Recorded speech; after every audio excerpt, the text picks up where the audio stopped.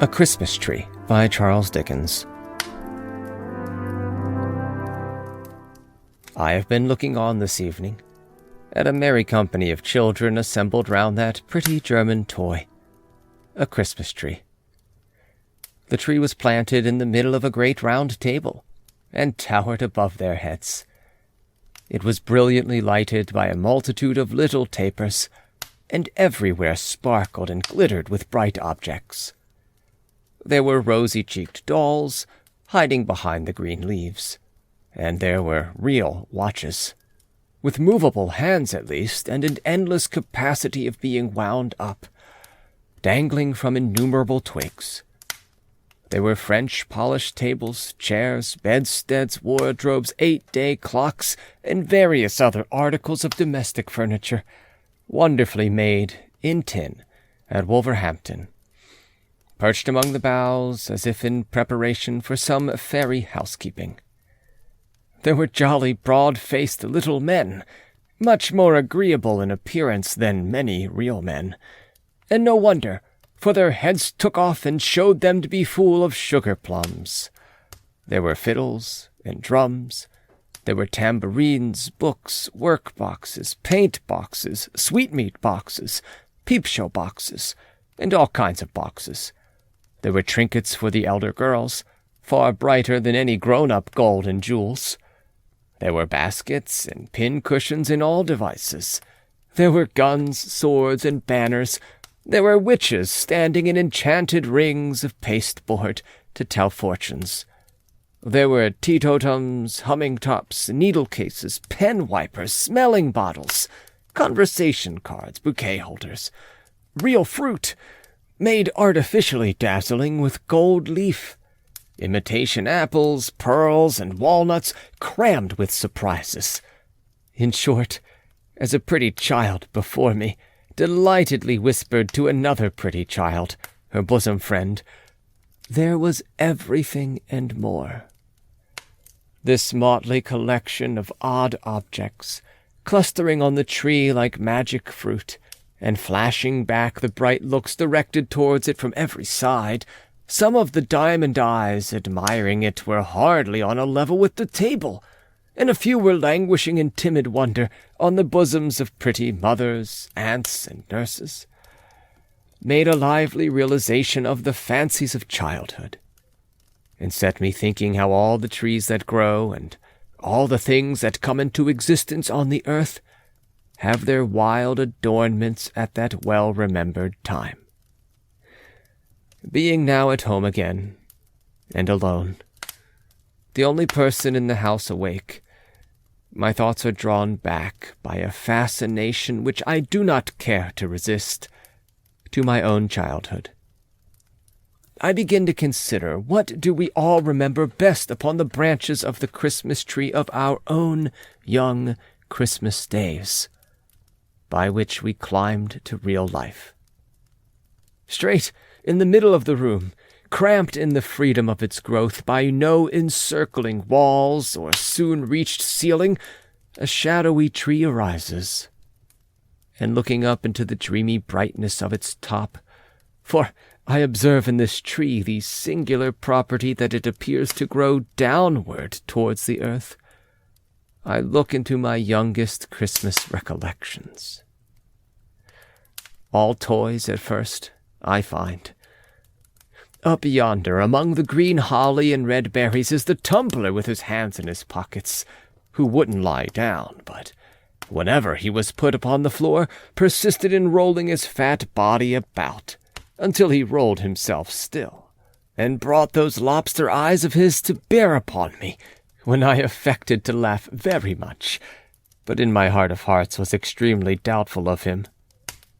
Close beside him is that infernal snuff-box, out of which there sprang a demoniacal counselor in a black gown with an obnoxious head of hair and a red cloth mouth, wide open, who was not to be endured on any terms, but could not be put away either.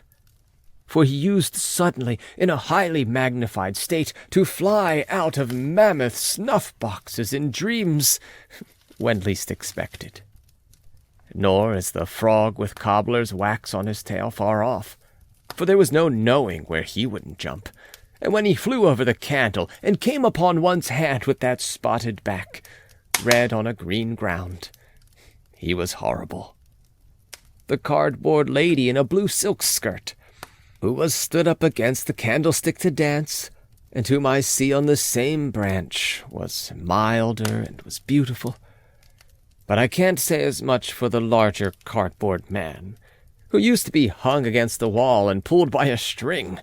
There was a sinister expression in that nose of his, and when he got his legs round his neck, which he very often did, he was ghastly, and not a creature to be alone with.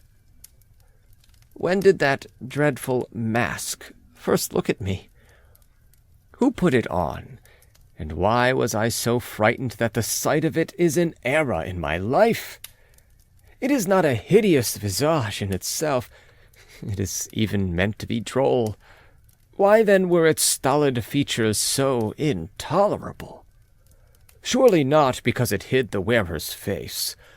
An apron would have done as much, and though I should have preferred even the apron away, it would not have been absolutely insupportable, like the mask.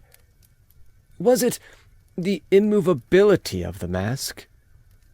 The doll's face was immovable, but I was not afraid of her. Perhaps that fixed and set change coming over a real face infused into my quickened heart some remote suggestion and dread of the universal change that is to come on every face, and make it still. Nothing reconciled me to it. No drummers from whom proceeded a melancholy chirping on the turning of a handle, no regiment of soldiers with a mute band taken out of a box and fitted one by one upon a stiff and lazy little set of lazy tongs. No old woman, made of wires and a brown paper composition, cutting up a pie for 2 small children, could give me a permanent comfort for a long time. Nor was it any satisfaction to be shown the mask, and see that it was made of paper, or to have it locked up and be assured that no one wore it. The mere recollection of that fixed face, the mere knowledge of its existence anywhere, was sufficient to awake me in the night all perspiration and horror, with, "Oh, I know it's coming! Oh, the mask!" I never wondered what the dear old donkey with the panniers, there he is, was made of then. His hide was real to the touch, I recollect, and the great black horse with the round red spots all over him, the horse that I could even get upon, I never wondered what had brought him to that strange condition, or thought that such a horse was not commonly seen at Newmarket.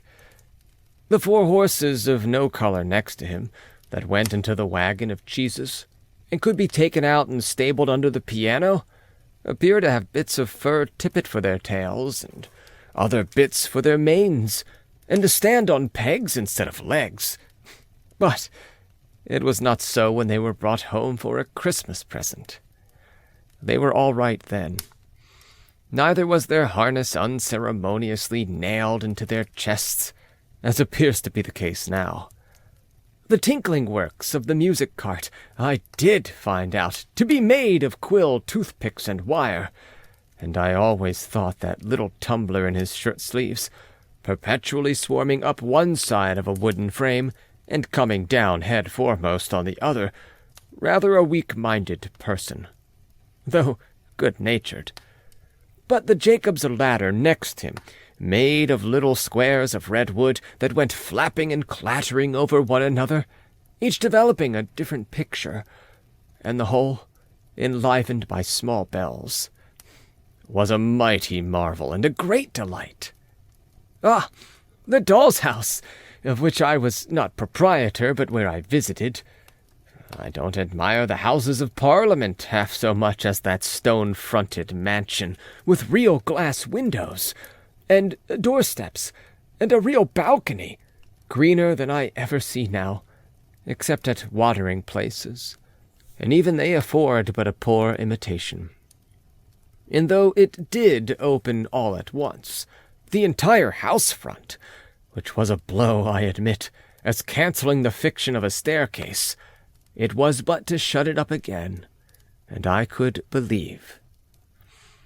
Even open, there were 3 distinct rooms in it, a sitting room and bedroom, elegantly furnished, and best of all, a kitchen, with uncommonly soft fire-irons, a plentiful assortment of diminutive utensils, the warming-pan, and a tin-man cook in profile who was always going to fry 2 fish. What Barmecide justice have I done to the noble feasts, wherein the set of wooden platters figured, each with its own peculiar delicacy, as a ham or turkey glued tight onto it, and garnished with something green, which I recollect as moss. Could all the temperance societies of these later days, united, give me such a tea-drinking as I have had through the means of yonder little set of blue crockery, which really would hold liquid? It ran out of the small wooden cask, I recollect, and tasted of matches, and which made tea nectar. And if the 2 legs of the ineffectual little sugar-tongs did tumble over one another, and want purpose like Punch's hands, what does it matter? And if I did once shriek out as a poisoned child, and strike the fashionable company with consternation, by reason of having drunk a little teaspoon inadvertently dissolved in too hot tea, I was never the worse for it, except by a powder. Upon the next branches of the tree, lower down, hard by the green roller and miniature gardening tools, how thick the books began to hang. Thin books in themselves at first, but many of them, and with deliciously smooth covers of bright red or green. What fat black letters to begin with! Quote, A was an archer and shot at a frog. End quote. Of course he was. He was an apple pie also, and there he is. He was a good many things in his time, was A, and so were most of his friends, except X, who had so little versatility that I never knew him to get beyond Xerxes or Xantippe. Like Y, who was always confined to a yacht or a yew tree, and Z, condemned forever to be a zebra or a zany. But now the very tree itself changes, and becomes a beanstalk, the marvelous beanstalk up which Jack climbed to the giant's house. And now those dreadfully interesting double-headed giants with their clubs over their shoulders begin to stride along the boughs in a perfect throng, dragging knights and ladies home for dinner by the hair of their heads. And Jack, how noble, with his sword of sharpness and his shoes of swiftness. Again, those old meditations come upon me as I gaze up at him, and I debate within myself whether there was more than one Jack, which I am loath to believe possible, or only one genuine, original, admirable Jack, who achieved all the recorded exploits. Good for Christmas time is the ruddy color of the cloak, in which, the tree making a forest of itself for her to trip through with her basket, Little Red Riding Hood comes to me one Christmas Eve to give me information of the cruelty and treachery of that dissembling wolf who ate her grandmother, without making any impression on his appetite, and then ate her after making that ferocious joke about his teeth. She was my first love. I felt that if I could have married Little Red Riding Hood, I should have known perfect bliss. But it was not to be. There was nothing for it but to look out the wolf in the Noah's Ark there, and put him late in the procession on the table as a monster who was to be degraded. Oh, the wonderful Noah's Ark! It was not found seaworthy when put in a washing-tub, And the animals were crammed in at the roof and needed to have their legs well shaken down before they could be got in. Even there, and then 10 to 1, but they began to tumble out the door, which was but imperfectly fastened with a wire latch. But what was that against it? Consider the noble fly, a size or two smaller than the elephant, the ladybird, the butterfly, all triumphs of art. Consider the goose, whose feet were so small and whose balance was so indifferent that he usually tumbled forward and knocked down all the animal creation.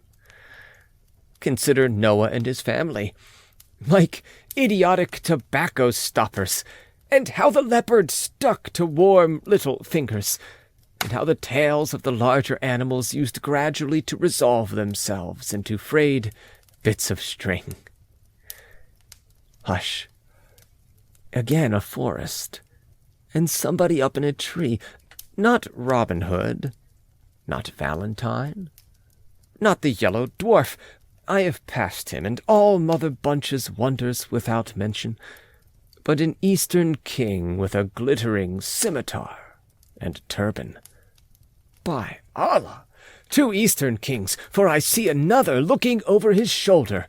Down upon the grass, at the tree's foot, lies the full length of a coal-black giant, stretched asleep, with his head in a lady's lap, and near them is a glass box, fastened with 4 locks of shining steel, in which he keeps the lady prisoner when he is awake.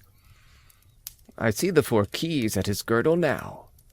The lady makes signs to the 2 kings in the tree, who softly descend. It is the setting in of the bright Arabian Nights.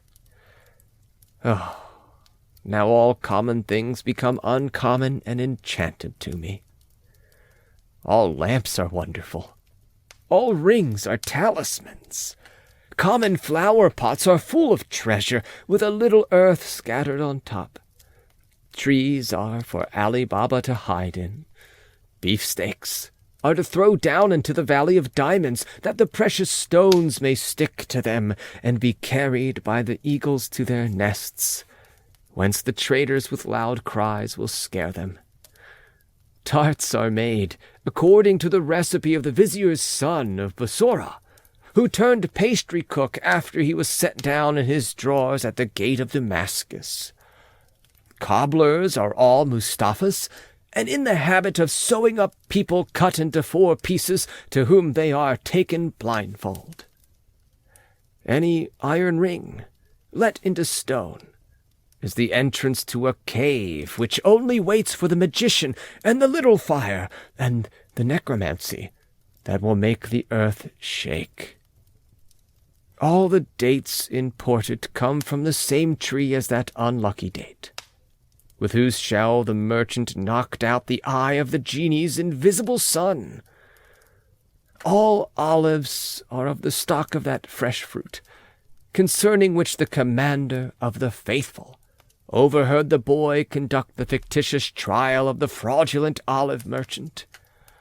All apples are akin to the apple purchased with 2 others from the Sultan's gardener for 3 sequins, and which the tall black slave stole from the child. All dogs are associated with the dog, really a transformed man who jumped upon the baker's counter and put his paw on the piece of bad money. All rice recalls the rice which the awful lady, who was a ghoul, could only peck by grains because of her nightly feasts in the burial place. My very rocking horse, there he is, with his nostrils turned completely inside out, indicative of blood, should have a peg in his neck, by virtue thereof to fly away with me, as the wooden horse did with the Prince of Persia, in the sight of all his father's court. Yes, on every object that I recognize among those upper branches of my Christmas tree, I see this very light. When I wake in bed at daybreak on the cold, dark winter mornings, the white snow dimly beheld outside, through the frost on the window pane. I hear Dinarzada. Sister, sister, if you are yet awake, I pray you finish the history of the young king of the Black Islands. Scheherazade replies, If my lord the Sultan will suffer me to live another day, sister, I will not only finish that, but tell you a more wonderful story yet. Then the gracious Sultan goes out, giving no orders for the execution, and we all three breathe again. At this height of my tree I begin to see, cowering among the leaves, it may be born of turkey, or of pudding, or mince pie, or of these many fancies, jumbled with Robinson Crusoe on his desert island, Philip Quarrel among the monkeys, Sandford and Merton with Mr. Barlow, Mother Bunch and the Mask. Or it may be the result of indigestion, assisted by imagination and over-doctoring. A prodigious nightmare. It is so exceedingly indistinct that I don't know why it's frightful. But I know it is. I can only make out that it is an immense array of shapeless things, which appear to be planted in a vast exaggeration of the lazy tongs that used to bear the toy soldiers, and to be slowly coming close to my eyes, and receding to an immeasurable distance. When it comes closest, it is worse.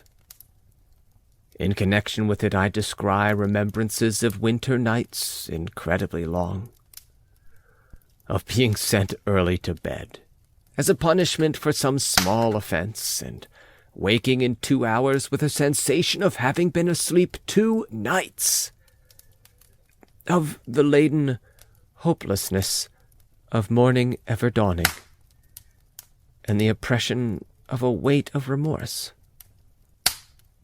And now I see a wonderful row of little lights rise smoothly out of the ground before a vast green curtain.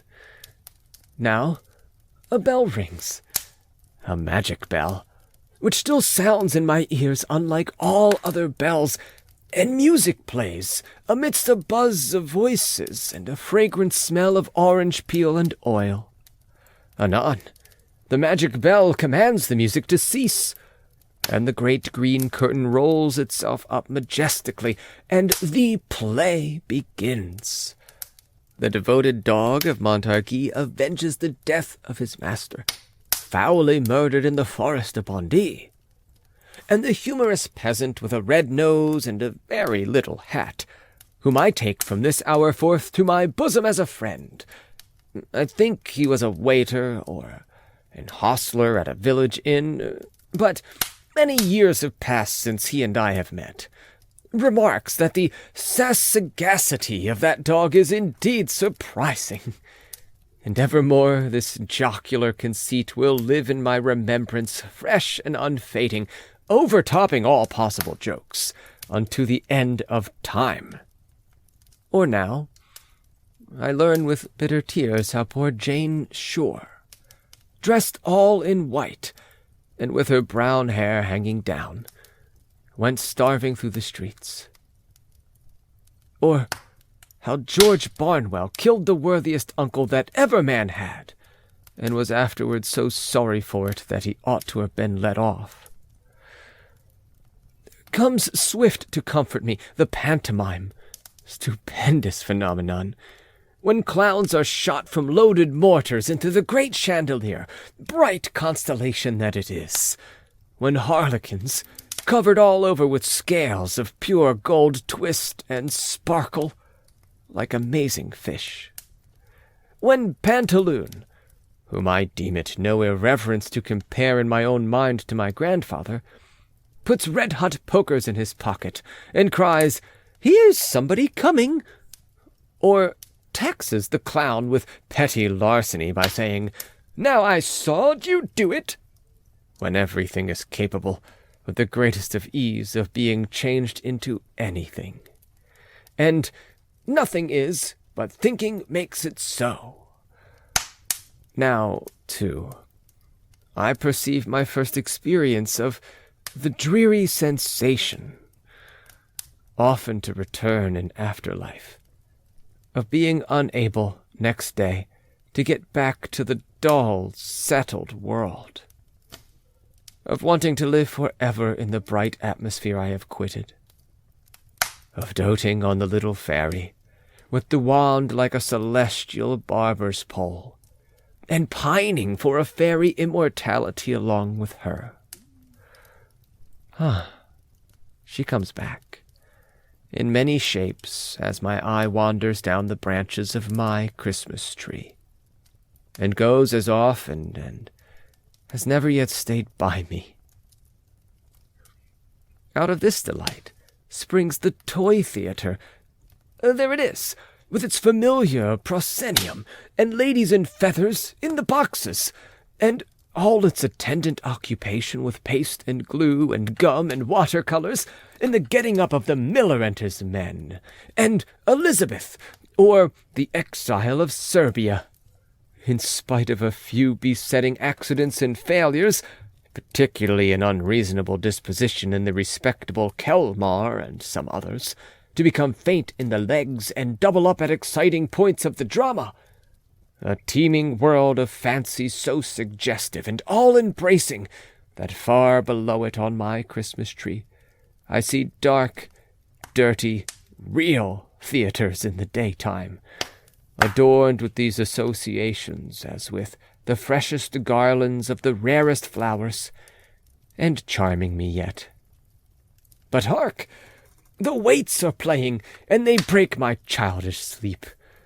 What images do I associate with the Christmas music, as I see them set forth on the Christmas tree? Known before all the others, keeping far apart from all the others, they gather round my little bed. An angel, speaking to a group of shepherds in a field. Some travelers with eyes uplifted following a star. A baby in a manger. A child in a spacious temple talking with grave men. A solemn figure, with a mild and beautiful face, raising a dead girl by the hand. Again, near a city gate, calling back the son of a widow on his bier to life. A crowd of people looking through the opened roof of a chamber where he sits, and letting down a sick person on a bed with ropes. The same, in a tempest, walking on the water to a ship, again, and on a seashore, teaching a great multitude, again, with a child upon his knee, and other children round, again, restoring sight to the blind, speech to the dumb, hearing to the deaf, health to the sick, strength to the lame, knowledge to the ignorant. Again, dying upon a cross, watched by armed soldiers. A thick darkness coming on, the earth beginning to shake, and only one voice heard. Forgive them, for they know not what they do. Still, on the lower and maturer branches of the tree, Christmas associations cluster thick. School books shut up, Ovid and Virgil silenced, the rule of three with its cool, impertinent inquiries long disposed of. Terence and Plautus acted no more, in an arena of huddled desks and forms, all chipped and notched and inked.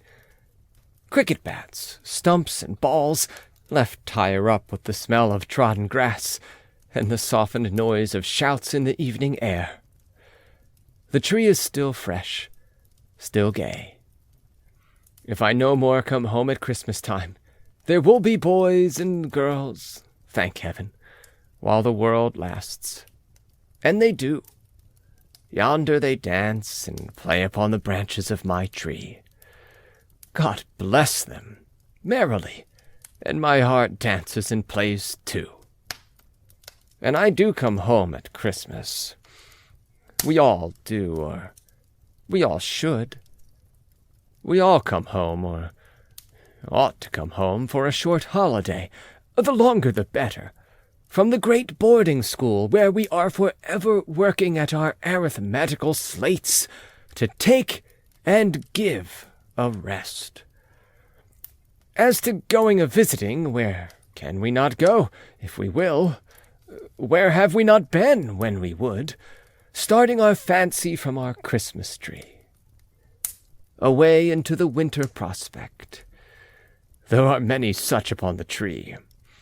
On by low-lying, misty grounds, through fens and fogs, up long hills, winding dark as caverns between thick plantations, almost shutting out the sparkling stars. So, out on broad heights, until we stop at last with sudden silence, at an avenue. The gate bell has a deep, half-awful sound in the frosty air. The gate swings open on its hinges, and as we drive up to a great house, the glancing lights grow larger in the windows, and the opposing rows of trees seem to fall solemnly back on either side, to give us place.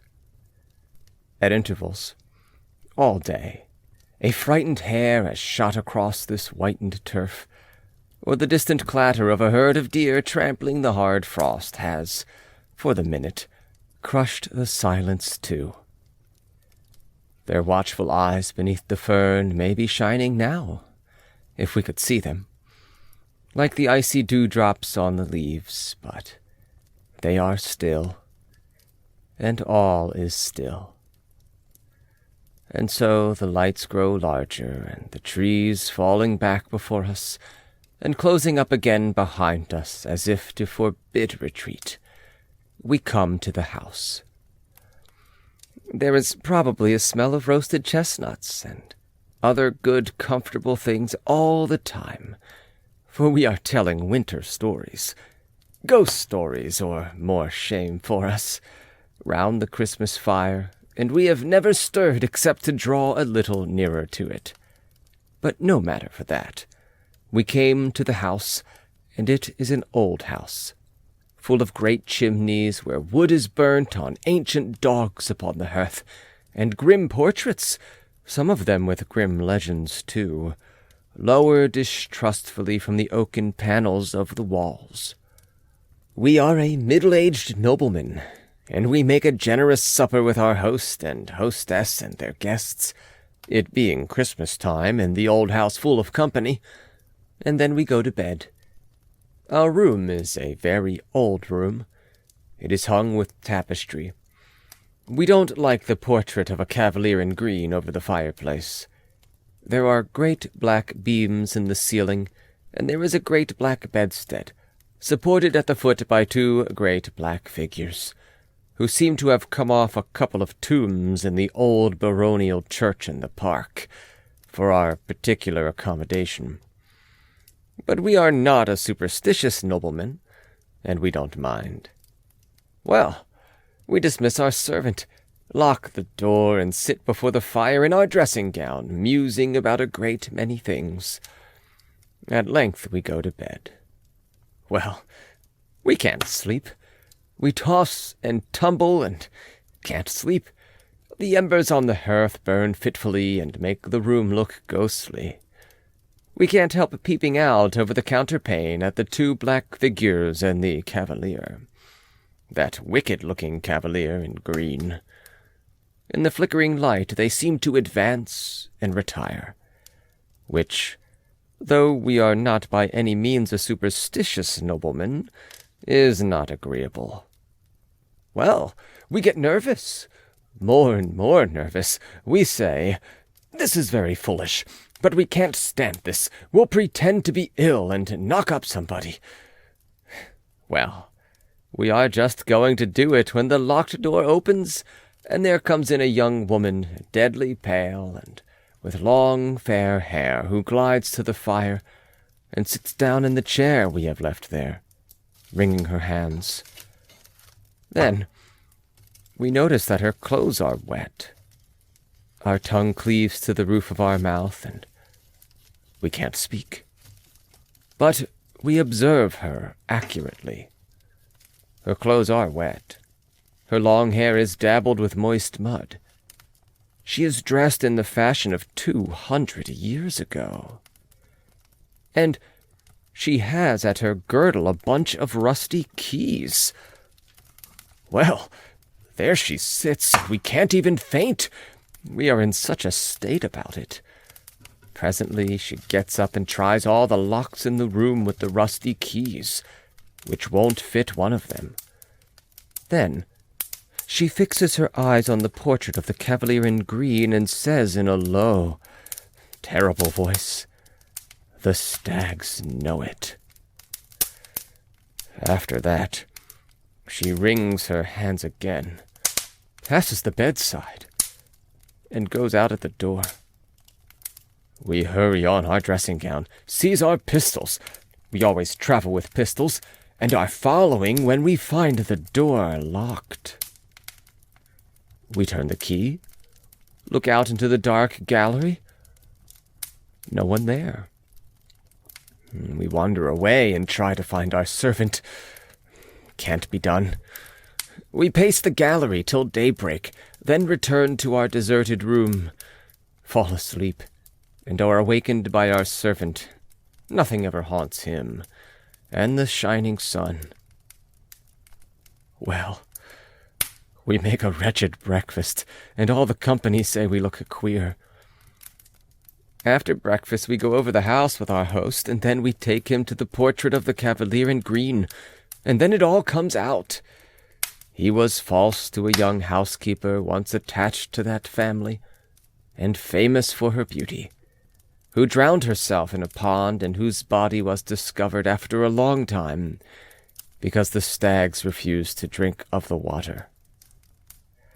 Since which it has been whispered that she traverses the house at midnight, but goes especially to that room where the Cavalier in green was wont to sleep, trying the old locks with the rusty keys. Well, we tell our host of what we have seen, and a shade comes over his features, and he begs it may be hushed up. And so it is. But it's all true. And we said so before we died.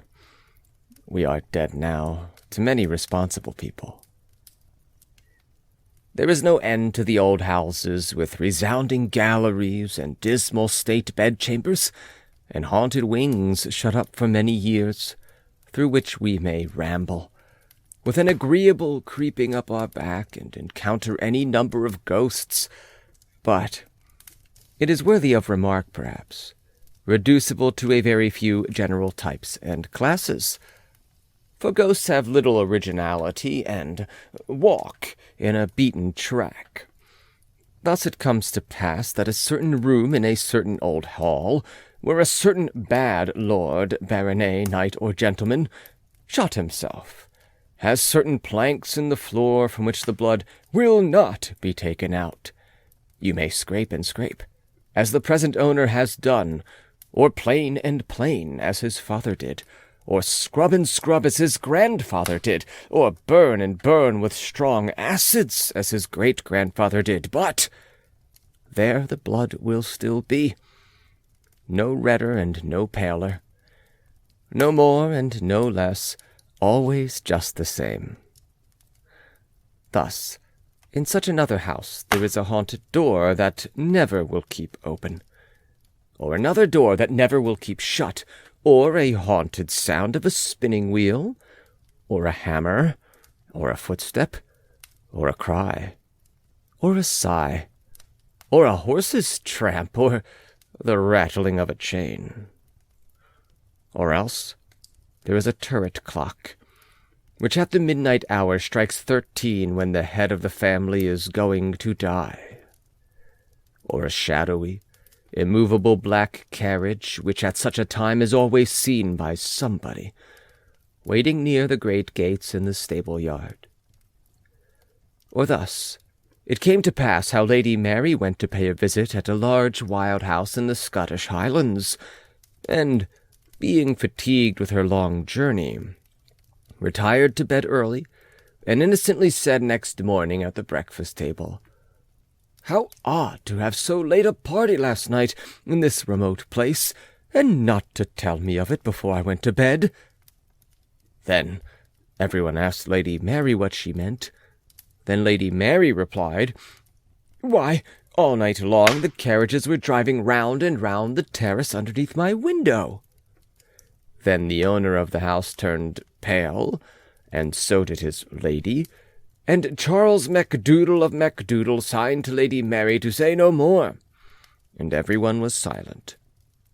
After breakfast, Charles Macdoodle told Lady Mary that it was a tradition in the family that those rumbling carriages on the terrace betokened death.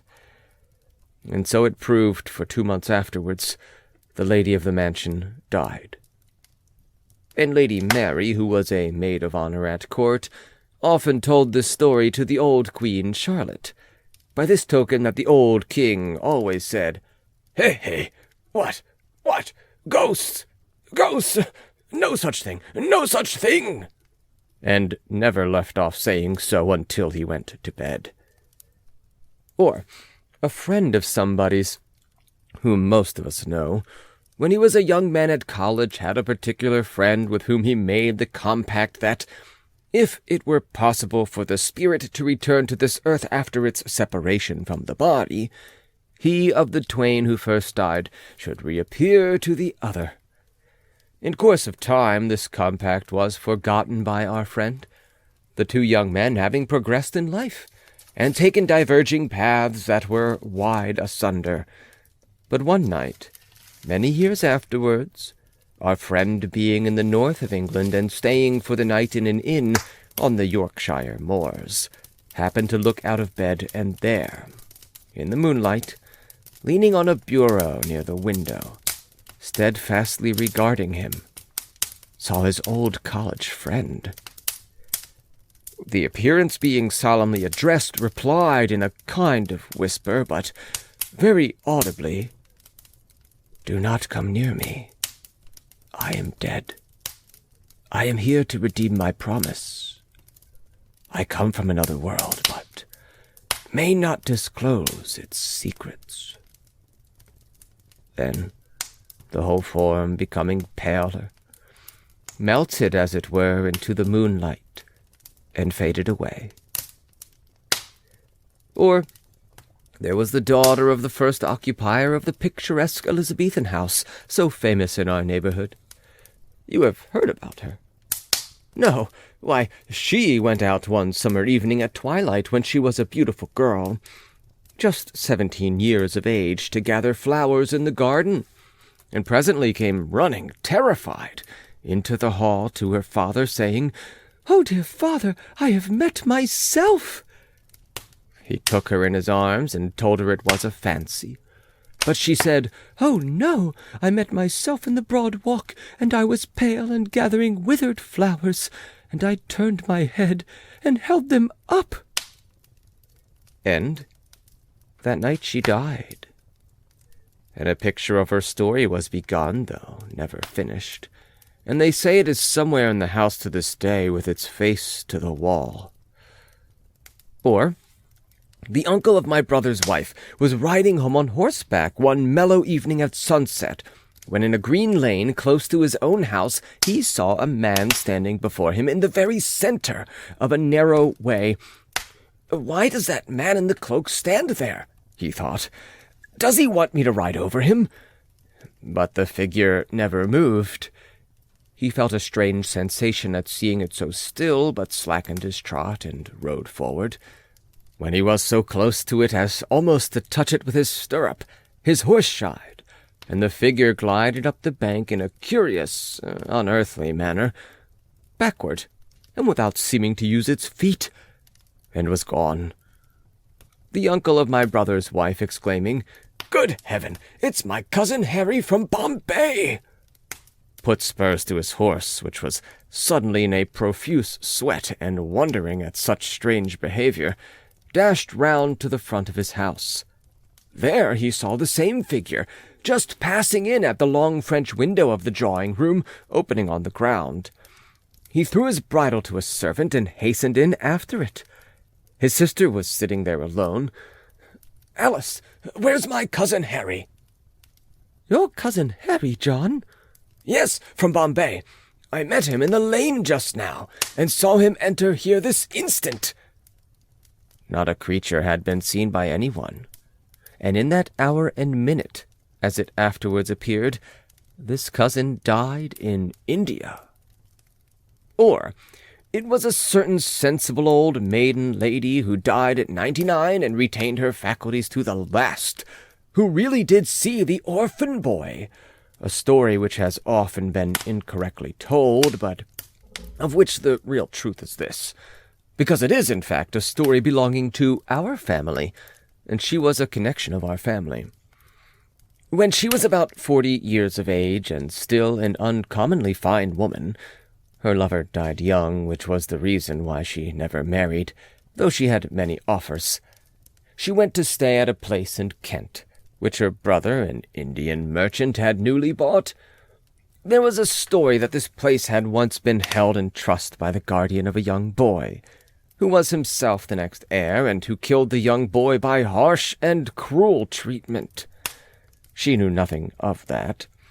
It has been said that there was a cage in her bedroom in which the guardian used to put the boy. There was no such thing. There was only a closet.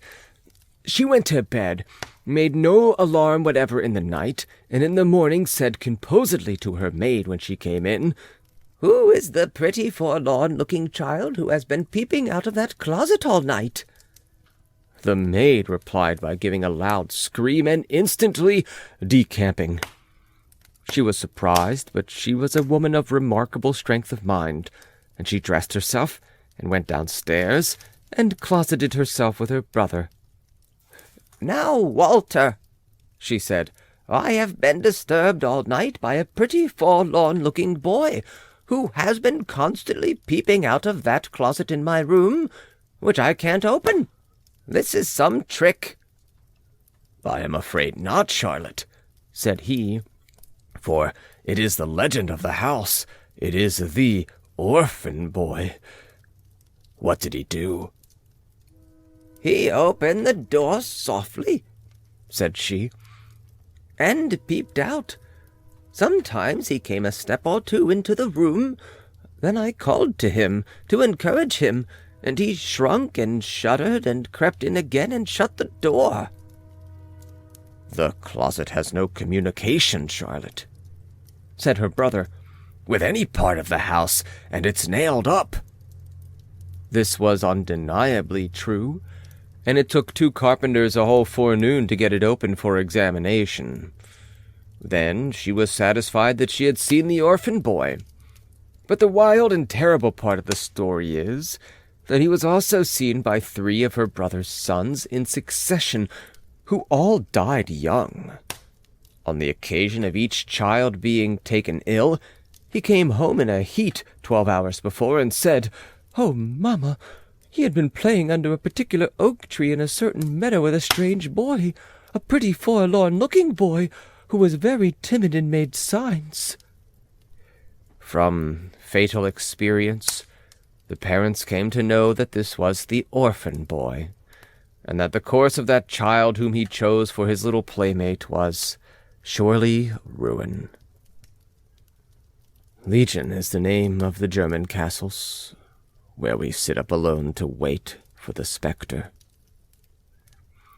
where we are shown into a room made comparatively cheerful for our reception, where we glance round at the shadows thrown on the blank walls by the crackling fire, where we feel very lonely when the village innkeeper and his pretty daughter have retired, after laying down a fresh store of wood upon the hearth, and setting forth on the small table such supper cheer as a cold roast capon, bread, grapes, and a flask of old Rhine wine, where the reverberating doors close on their retreat, one after another, like so many peals of sullen thunder, and where, About the small hours of the night we come into the knowledge of diverse supernatural mysteries.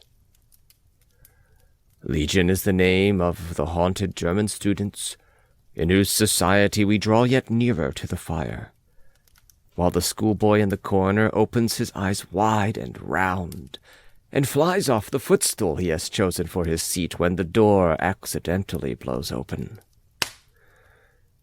Vast is the crop of such fruit, shining on our Christmas tree, in blossom almost at the very top, ripening all down the boughs. Among the later toys and fancies hanging there, as idle often and less pure, be the images once associated with the sweet old waits, the softened music in the night, ever unalterable. Encircled by the social thoughts of Christmas time, still let the benignant figure of my childhood stand unchanged. In every cheerful image and suggestion that the season brings, may the bright star that rested above the poor roof be the star of all the Christian world. A moment's pause. Oh, vanishing tree, of which the lower boughs are dark to me as yet, and let me look once more. I know there are blank spaces on thy branches, where eyes that I have loved have shone and smiled, from which they are departed. But far above I see the razor of the dead girl, and the widow's son, and God is good. If age be hiding for me in the unseen portion of thy downward growth, oh, may I, with a grey head, turn a child's heart to that figure yet, and a child's trustfulness and confidence. Now the tree is decorated with a bright merriment and song, and dance, and cheerfulness, and they are welcome. Innocent and welcome be they ever held, beneath the branches of the Christmas tree, which casts no gloomy shadow. But as it sinks into the ground, I hear a whisper going through the leaves. This, in commemoration of the law of love and kindness, mercy and compassion. This, in remembrance of me. End of A Christmas Tree. Recording by John Van Stan, Savannah, Georgia. Merry Christmas and Happy Holidays. Thanks for listening.